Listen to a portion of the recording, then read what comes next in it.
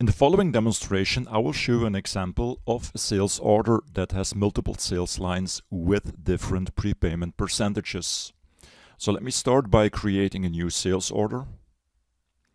And in this case, I will use a customer without a prepayment percentage. So I will not use customer tray research from the previous demonstration because that customer has a prepayment percentage set up. But instead, let's use customer 30,000.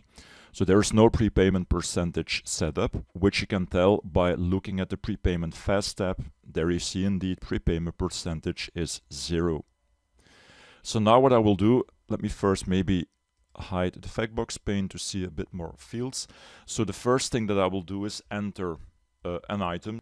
Now this item doesn't have a prepayment requirement. So by scrolling to the right, you can see the prepayment percentage field. So this is a field that I've added with the personalize function.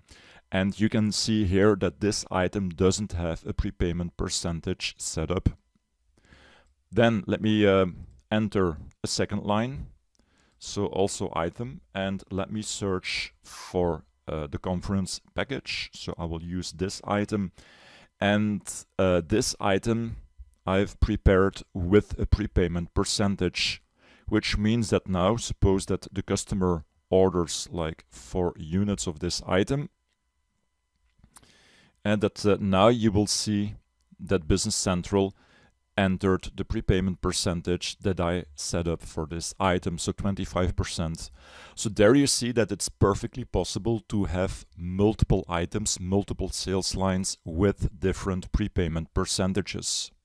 Now, what is also interesting is that you can also check the total prepayment amount that the system would post before actually having to post the document. And that's something that you can do by simply going to the sales order statistics. So by clicking on order and by opening the statistics page, you can then expand the prepayments fast tab, and there you can see the total prepayment amount. So if I would post now the prepayment invoice, the system will post a total amount of 341.80.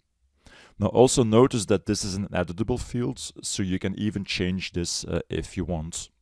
So I will stick to the standard amount, then I will close the statistics page, and then to finish this demonstration, let's post the prepayment invoice again.